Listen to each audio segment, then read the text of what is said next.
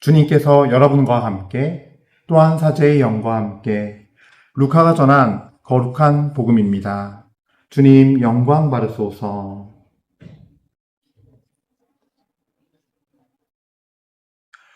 유다 임금 헤로데 시대에 아비아조에 속한 사제로서 즈카르야라는 사람이 있었다. 그의 아내는 아론의 자손으로서 이름은 엘리사벳이었다. 이 둘은 하느님 앞에서 의로운 이들로 주님의 모든 계명과 규정에 따라 흠없이 살아가는 사람들이었다. 그런데 그들에게는 아이가 없었다. 엘리사벳이 아이를 못 낳는 여자였기 때문이다. 게다가 둘 다 나이가 많았다. 즈카르야가 자기 조 차례가 되어 하느님 앞에서 사제 직무를 수행할 때의 일이다.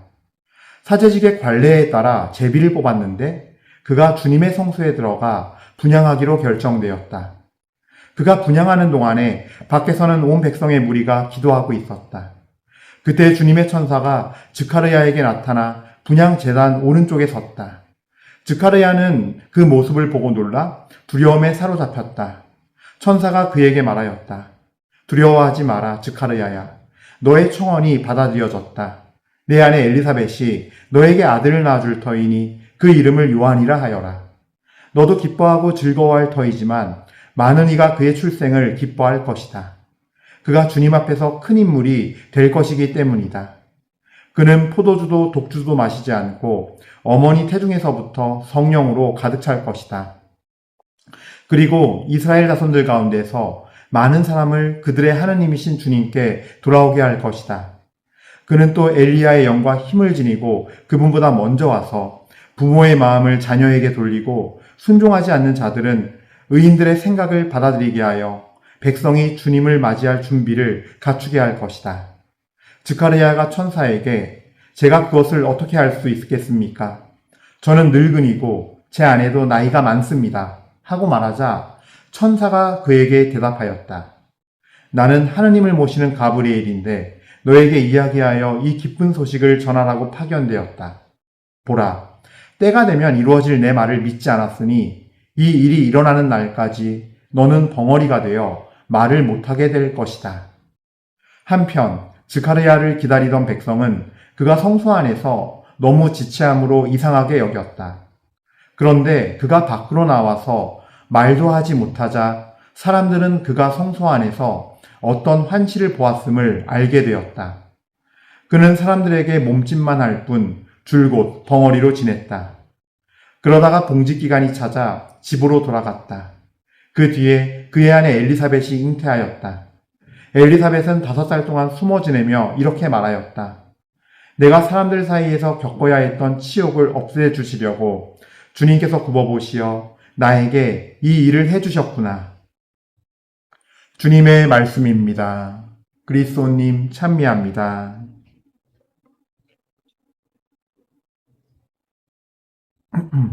찬미 예수님, 은요 1830 교회 여러분, 그래요. 우리 주 예수님께 찬미와 감사드립니다. 오늘도 이 시간 허락하시고 이제 하루하루 정말로 예수님의 오심을 맞아들이는데 우리가 이 지상에서 12월 25일 성탄대축일을 기다리는 예수님의 오심을 기다리는 것이 이제 우리의 삶 전체 안에서 내 인생 광야의 길 안에서도 우리에게 오실 진짜 주님, 내 삶에 진짜 오실 주님, 나의 마지막에 오실 주님, 그 마지막 날이 사실은 우리가 지금 우리의 조상들이 그랬듯이 그렇게 개인적인 죽음으로서 맞이할지 아닐지, 그게 아닐지의 말은 나중에 정말 우리가 주님께서 재림하시는, 우린 또 그렇게 맞이할 수도 있거든요. 모르는 일이에요. 그거는 오직 하나님 아버지만이 아시는 그 날이 될지 이건 모르겠지만 양당간에 하나겠죠. 그 수업을 하는 거예요. 우리는 지금 나에게 다시 오실 그 주님을 기다리는 마음, 또 잘 기다릴 수 있는 그 은혜의 시간에 연습을 하는 마음으로서 기회를 주심에 감사와 찬미드립니다. 주 예수 그리스도님 홀로 영광 받으시고 저희의 감사 찬미를 받아주소서. 아멘. 알렐루야. 아멘. 자, 오늘 복음 말씀은요, 루카복음 1장 5절부터 25절까지의 말씀인데 세례자 요한의 탄생 예고예요. 그래서 참 이게 복음 말씀이 참 재밌어요. 보면요, 이게 이제 사제 지파, 레위 지파에 속하는 두 사람이 결혼했는데 즈카르야 사제와 또 레위 지파의 아론의 자손인 엘리사벳이에요. 그래서 둘이 만나서 결혼해서 살게 됐는데 이렇게 소개하고 있어요. 루카복음 1장 6절에서는요. 이 둘은 하느님 앞에 의로운 이들로 주님의 모든 계명과 규정에 따라 흠없이 살아가는 사람들이었다. 근데 문제가 하나 있었어요. 7절. 그런데 그들에게는 아이가 없었다. 엘리사벳이 아이를 못 낳는 여자였기 때문이다. 게다가 둘 다 나이가 많았다. 그러니까 상황적으로 봤을 때는 나이를 못 낳는 여자라고 그 당시 어떤 의학적 기술에서는 이제 판명을 받았겠죠. 그러니까 성경은 그렇게 소개하는 거고, 또 더 안 좋은 건 뭐예요? 이제 둘 다 나이가 많았다예요. 예. 자, 그런데 이게 참 신기하죠. 엘리사벳이 마치 아브라함의 아내 사라 같아요. 예. 아이를 못 낳는 여자고 나이까지 많아지고, 예. 75세에 부르심받은 아브라함이 100세 25년 뒤에 아이를 낳았잖아요. 사라가 이삭을 낳았죠. 예. 어쨌든 뭔가 좀 데자뷰가 됩니다. 자, 근데 중요한 건 6절 말씀이에요. 같이 보도록 해요. 하느님 앞에 의로운 이들로. 제가 어제 복음에서도 요셉 성인에 대해서 얘기할 때 마테오 복음사가는 요셉 성인에 대해서도 의롭다 그랬어요. 근데 성경에서 의롭다는 마테오 복음사가가 주관적으로 쓴 것 같아 보이지만 그것이 아니라 마테오 사가의 마음과 손을 통하여 성령께서 하나님의 마음을 쓴 거예요. 하나님의 눈에 의로운 이들인 거예요. 예. 그래서 주님의 모든 계명과 규정에 따라 흠없이 살아가는 사람들이었다. 자, 전 여기서 좀 중요한 말씀을 드리고 싶은데 여기서 주님의 모든 계명과 규정에 따라 라는 말씀을 봤을 때 지금 우리 이 시대에 천주교 우리 가톨릭 신자들이 이런 생각을 해요. 아, 그러면은 공복제도 잘 지키고, 우리로 치면 공복제도 잘 지켰고, 판공수할 때 꼬박꼬박 성사 잘 받고, 그런 것들 있잖아요. 그러면 제수요일 날 성금요일 때 단식 잘했고, 이런 것만 생각해요. 근데요, 이 당시의 모든 계명과 규정은요, 우리 주석서에도 나왔지만요, 구약 성경에 따른 거예요. 지침이에요. 즉, 모세오경과 예언서예요. 이 당시의 성경은. 말씀의 두루마리. 즉, 주님의 성경 말씀을 따랐다는 거예요. 우리처럼 그냥 가톨릭 교리서에 있는 그 규칙들, 뭐 해야 되고 말아야 되고, 교무금은 내야 되고, 주일미사 빠지지 말아야 되고, 고해성사는 최소한 1년에 2번 봐야 되고, 이런, 그 다음에, 혼인성사는 혼인법에 따라 받아야 되고, 이런 규정들보다 더 근본적으로는 모세 오경과 예언서, 즉 살아있는 주님의 말씀을 따랐다는 거예요. 이거는 우리 한국 주교에서 나온 가톨릭 성경 주석서에도 있는 내용이에요. 제가 한번 찾아봤어요. 이렇게 얘기를 해도, 이렇게 전해도 되는지 안 전했는지 제 마음 안에서 성령께서 확신을 주셨지만 그럼에도 불구하고 했어요. 찾아보고 했어요. 예. 자, 여러분, 근데 전 이 말씀을 드리고 싶은 거예요. 우리 한국 천주교의 대부분의 신자들도 그렇고 예비자교리 가르치는 사제 수도자들도 그렇고 이런 게 있어요. 교리책만 의지해요. 말씀, 그러니까 영이며 생명인 말씀부터, 그러니까 하느님의 계시가 담겨 있고 하느님 자체인 분이 이미 있는데 말씀을 우리에게 주어 주셨는데 성경이라는 경전으로 우리는 그걸 지상교회에서는 표현상 경전이라 쓰지만 사실은 생명의 말씀이에요. 그 성경 말씀이 곧 하느님이에요. 성경 말씀에 따라서 성체성사도 예수 그리스도를 통해 제정된 거예요. 최후의 만찬 때 이 예를 행하여라라고 생명의 말씀으로 그 말씀이 생명이 되어서 제자들이 그 말씀을 기억하고 깨닫고 알아들어서 이 미사가 되고 사제가 미사 성제 때 성경 말씀 너희는 모두 이걸 받아 먹어라 마테오 루카복음에 있는 그 말씀을 똑같이 하고 너희 이걸 받아 마셔라 이 예를 행하여라 이 말씀이 성경 말씀에 근거한 거예요. 그래서 옛날에 우리 미사 경보 보면요 이 성혈을 축성할 때 모든 이들이란 표현에서 많은 이들이라고 바꿨어요. 그게 왜 그러냐면요. 성경 말씀에 많은 이들로 되어 있어요. 즉, 생명의 말씀이기 때문에 그 계시의 원천 그대로 말씀을 훼손하지 않기 위해서 많은 이들을 위하여 흘릴 피다 그랬어요. 그래서 그렇게 경본도 바뀐 거예요. 바티칸이 그렇게 바꾸라고 한 이유는 이 부분만큼은 생명의 말씀이신, 영이며 생명이신 말씀 그대로 넣은 거예요. 그 말씀을 그대로 할 때 이루어지니까요. 그러니까 생명의 말씀임을 교회가 굳건히 믿고 있기 때문에 모든 많은 그 뜻도 물론 많이 다르지만 그 작은 부분의 오차도 한국 천주교에 대해 허용하지 않은 거예요. 만은으로 바꿔. 그래서 미사경문 또 바꿔야 됐어요. 그런 몇 가지 작은 것 때문에. 근데 그 작은 게 실제로는 너무나 큰 거죠. 바로 생명의 말씀이 선포될 때, 그 말씀을 그대로 할 때, 그 말씀에 주님의 영이 임하면서 성취와 성혈이 이루어지는 거예요. 말씀이 생명이에요, 그래서. 근본적인 생명이에요. 우리는 매일 24시간 미사할 수 없고, 신부도 미사 하루에 10번, 20번 할 수 없어요. 그러나 말씀은 10번, 20번 읽어도 돼요. 묵상해도 돼요. 내 삶의 자리 안에서, 내 골방에서, 내 침대에 앉아서. 사실 하나님은요, 우리 목욕하는 모습 다 보시는, 다 알고 계신 하나님인데, 머리카락에서 다 세신 하나님인데, 눈썹에서 다 세신 하나님인데, 어디서 하느냐가 뭐가 중요하겠어요? 영혼이 중요하죠. 네 마음이 어디에 향해 있느냐. 이게 중요하겠죠. 자, 그럼 이제 보도록 할게요. 그렇기 때문에 말씀부터예요. 근데 우린 자꾸 교리책만 봐요.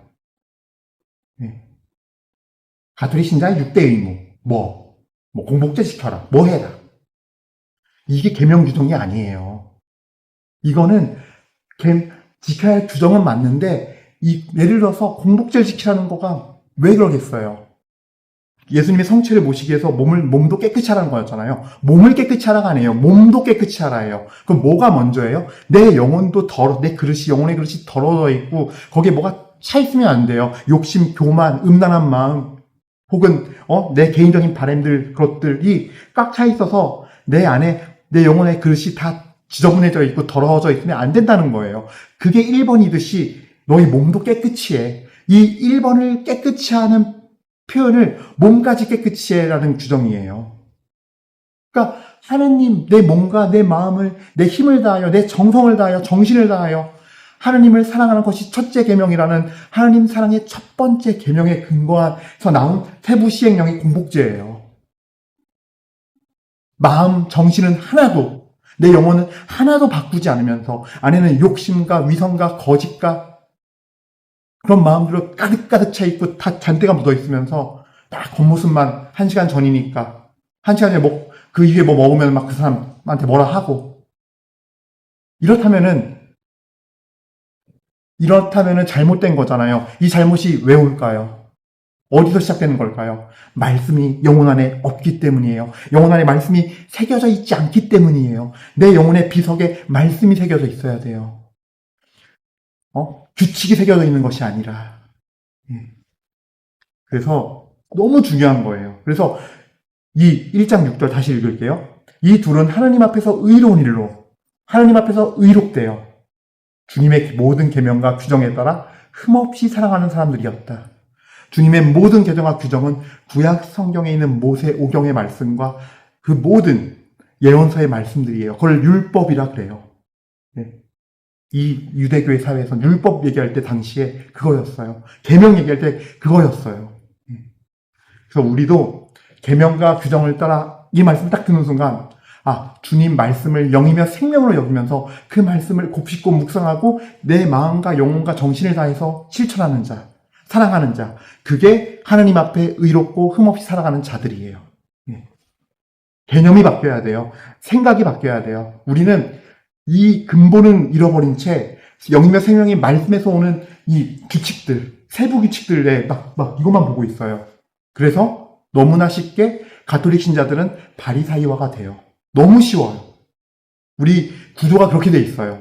자칫 잘못하고 이 근본을 모르고 하나님과 인격적인 관계를 형성하지 못하게 되면은 기도하라 그러면은 묵주 만들게 되고 그냥 잘 기도하세요 그러면은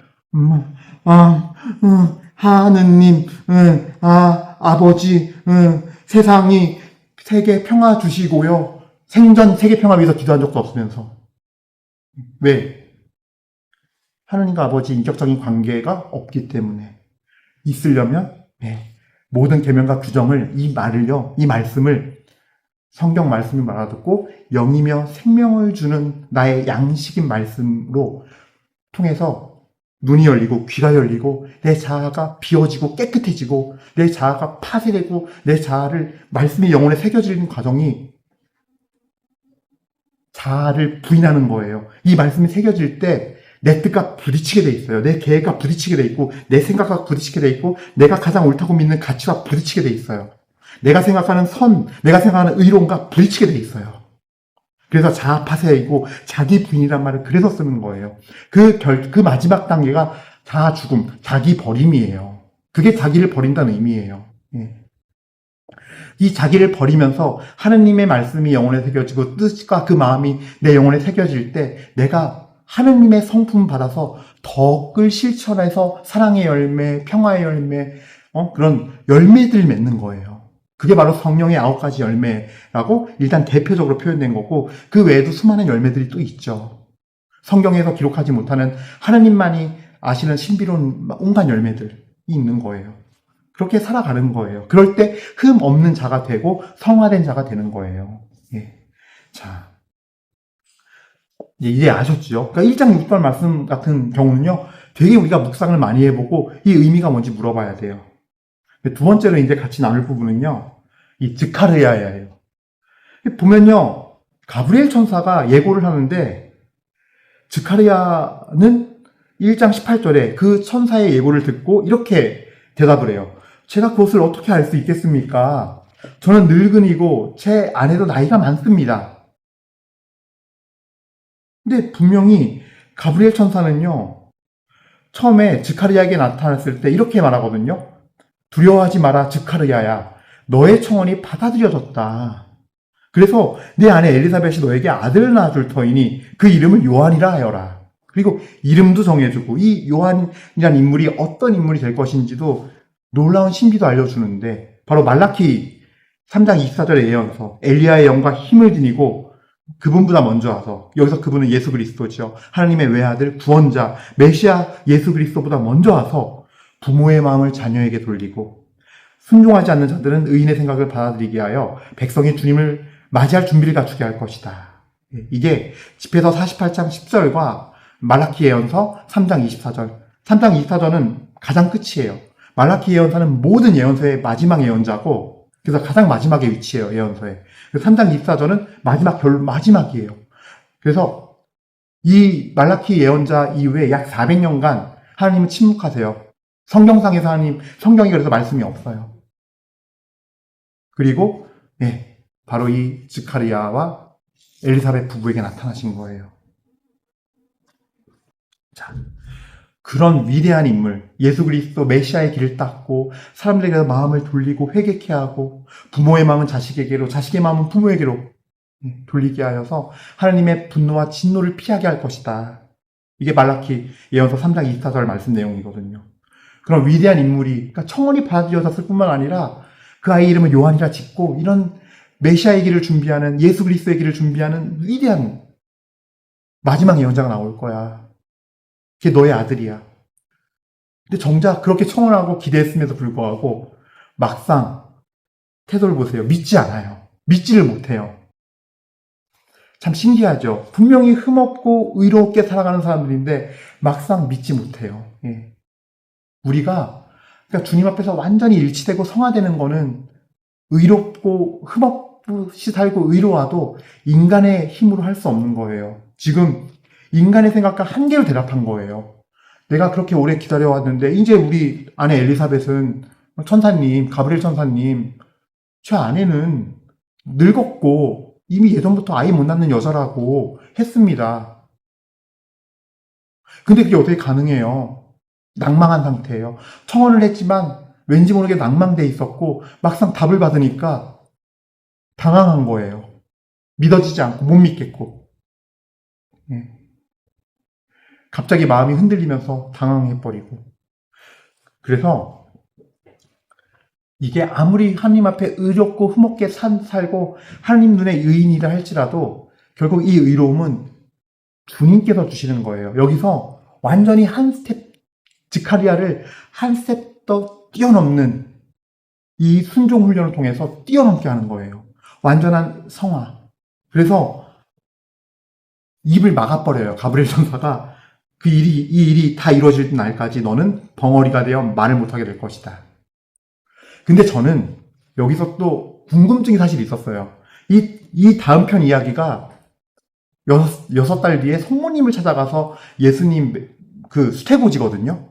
예, 예고하는 거예요. 탄생 예고. 근데 성모님한테는 가브리엘 천사가 어떻게 그런 일이 있을 수 있겠습니까? 라고 마치 뉘앙스 자체가 똑같이 뭔가 이렇게 못 믿겠는 듯한 질문을 드리는데 그때 가브리엘 천사는 또 여기서 완전 태도가 달라요. 제가 이걸 되게 궁금했어요. 아니 주카르야 예언자도 성모님도 보면은 이렇게 뭔가 어떻게 그런 일이 있을 수 있겠냐, 그거 불가능하지 않냐 라는 뉘앙스로 물어보는데 성모님에게는 뭔가 친절하게 설명하는 것 같고 여기서는 그냥 곧바로 딱 자른 것 같고 이 차이가 뭘까? 네, 묵상해 봤을 때 깨달은 게 있었어요. 성모님께서 예수님을 낳는 건요, 인류 역사상 성경의 계시에도 그 어디에도 없던 거예요.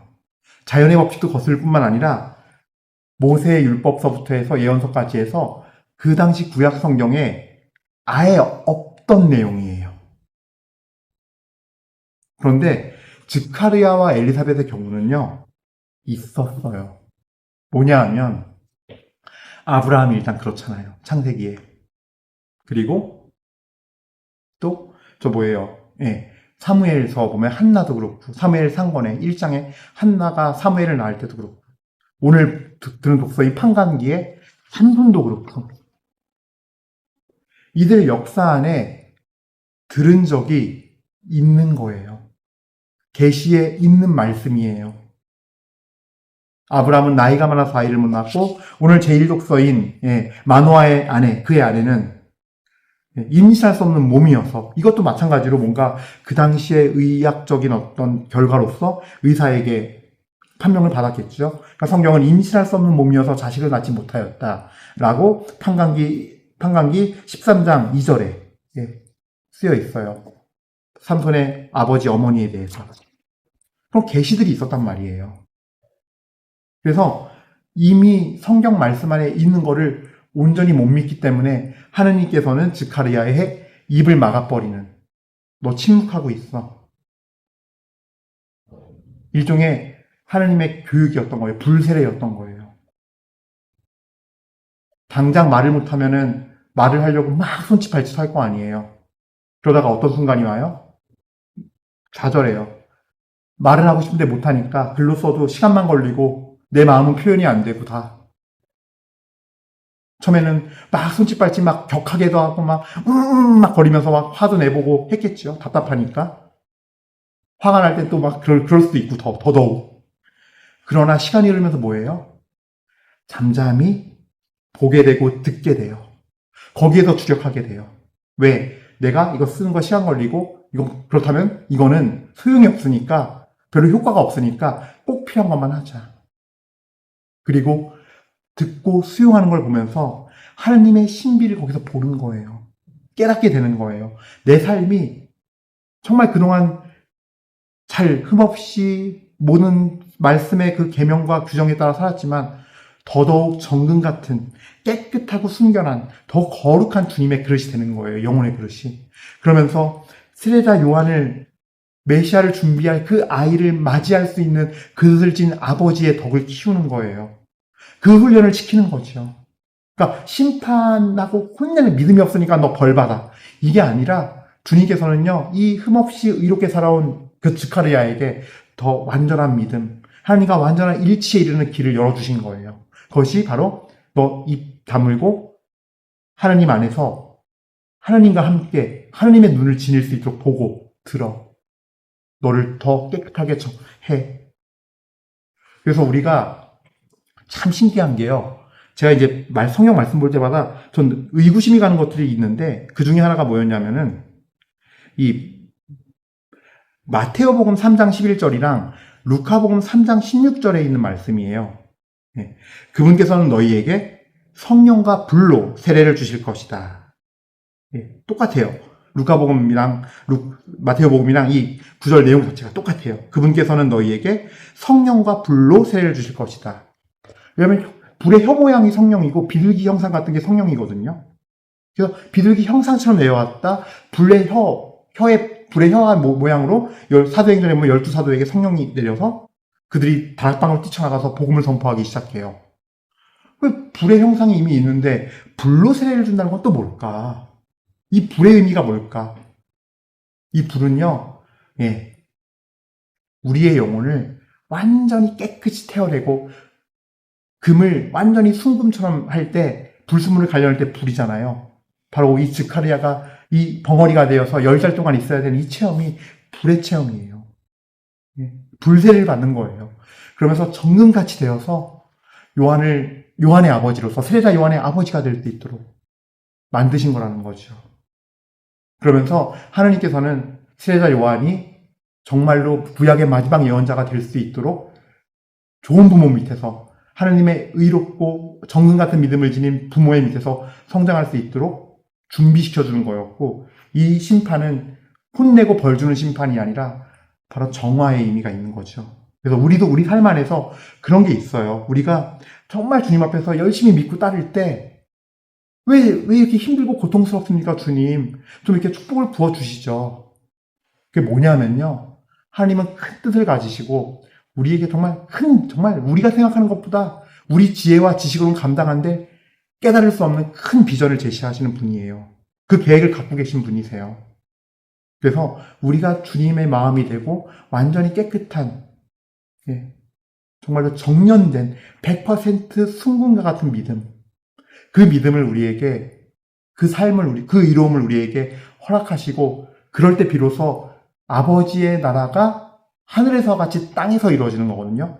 나 빼고 그냥 이렇게 이루어지는 게 아니라 내 영혼에서부터 이루어지는 거예요. 그래서 세상은 당장 변하지 않았지만 이렇게 내 영혼 안에 임해서, 내 영을 통해서 이렇게 임해서 나부터 아버지의 나라가 되고 하늘나라가 되고 내 영혼의 상태와 삶이, 그러면서 점점점 어두운 세상을 아버지의 나라와 뜻이 이루어지는 세상으로 이렇게 주님의 은혜 안에서 변모하는 그 삶이 바로 의로운 이의 삶이고, 그가 바로 그 정화된 이의 삶, 성화된 이의 삶이거든요. 우리 모두 그렇게 바뀌어 나간다는 거를 즈카리아를 통해서 배우는 거예요. 그래서 고통이 있고 어려움이 있고 교육이 있고 하는 거는 어찌 보면 당연한 거예요. 그럴 때 그 연단 속에서 아픔도 있고 고통도 있고 힘듦도 있지만 그걸 인내하고 이겨나갈 때 쏟아지는 주님의 은혜는 훨씬 더 크고, 그래서 우리가 하늘나라를 얻게 되는, 하늘나라가 이런 곳이구나, 이런 마음이겠구나, 아버지의 성품이 이런 성품이구나, 그래서 왜 하느님은 사랑이시다라고 요한일서 4장 16절에 기록되어 있는지를 우리는 깨닫게 되는 거죠. 여러분 모두에게 그 크신 주님의 계획과 비전과 은혜가 임할 수 있도록 여러분 또한 아주 정금 같은, 아주 깨끗하고 거룩한 주님의 영혼이 되시기를, 그 그릇이 마련되시기를 축복드립니다. 아멘. 잠시 묵상하시겠습니다.